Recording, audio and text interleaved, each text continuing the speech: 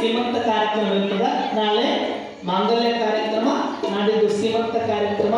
ಆ ಸೀಮಂತ ಕಾರ್ಯಕ್ರಮಕ್ಕೆ ತಾವೆಲ್ಲ ಒಂದಿಷ್ಟು ಮನ್ಯಾಗ ಒಂದು 21 ಕಡುಬು ಮಾಡಿಕೊಂಡು ಬರ್ತಕ್ಕಂಥವ್ರಾಗಲಿ, ಕಡುಬಾದ್ರೂ ಮಾಡ್ರಿ, ಕಜ್ಜಿಕಾಯಿ ಆದ್ರೂ ಮಾಡ್ರಿ, ಒಟ್ಟು ಯಾವ್ದು ಸರಳ ಆಗ್ತದಲ್ಲ ಅದನ್ನ ಮಾಡ್ಕೊಂಡು ಬರ್ತಕ್ಕಂಥವ್ರಾಗ್ರಿ. ಆ ಮಾಡಿದ್ದನ್ನ ಮಹಾದೇವಿ ಅಮ್ಮನವರಿಗೆ ಎಡೆ ಮಾಡಿ ಅದೇ ದಾಸೋಹದೊಳಗೆ ತಮ್ಮೆಲ್ಲರಿಗೆ ನೈವೇದ್ಯವಾಗಿ ಕೊಡ್ತೇವೆ. ಮಾಡಿದ ನೆಂದಡೆ ಮನದಲ್ಲಿ ಹೊಡೆದರೆ ಎಡಿಸಿ ಕಾಲಿಟ್ಟು ಶಿವನ ಡಂಗುರ, ಮಾಡಿದ ನೆಂದದಿರ ಲಿಂಗಕ್ಕೆ, ಮಾಡಿದ ಎಣ್ಣದಿರ ಜಂಗಮಕ್ಕೆ ಎನ್ನುವಂಗ ನಾವೆಲ್ಲರೂ ಮಾಡ್ಕೊಂಡ್ಬಂದು ಈ ಒಂದು ದಾಸೋಹದೊಳಗ ಸಂತೃಪ್ತರಾಗತಕ್ಕಂಥ ಮಾತನ್ನು ತಿಳಿಸಿ ಮುಂದಿನ ಕಾರ್ಯಕ್ರಮವನ್ನು ನಮ್ಮ ಡಾಕ್ಟರ್ ವಿಶ್ವನಾಥ ಸ್ವಾಮಿ ಅವರು ನೆರವೇರಿಸಿಕೊಡ್ತಾರೆ.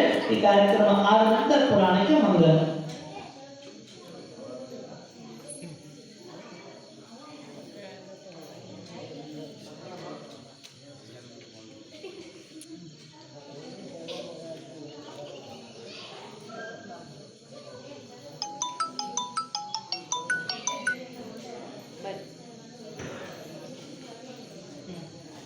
ಅಕ್ಷರಾಭ್ಯಾಸವನ್ನು ಮಾಡಿಸುವಂತಹ ಪಾಲಕರು ಗುರುಗಳ ಹತ್ರ ಬಂದು ನಮಸ್ಕಾರ ಮಾಡಿ, ಅದೇನು ನೀವು ಸ್ಲೇಟು ಬಳಪ ಪೆನ್ನು ಬುಕ್ ತಂದಿರಲ್ಲ ಗುರುಗಳ ಹತ್ರ ಕೊಡ್ರಿ, ಗುರುಗಳು ಆಶೀರ್ವಾದವನ್ನು ಮಾಡಿಕೊಡ್ತಾರೆ.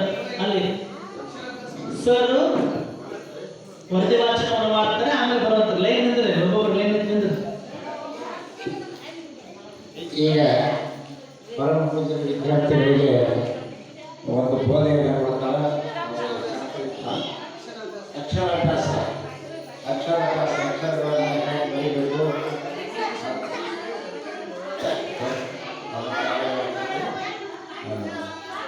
ತಾವುಗಳೆಲ್ಲ ಈ ಶಾಂತಿಯಿಂದ ಯಾರು ಮಾತಾಡಬಾರ್ದು.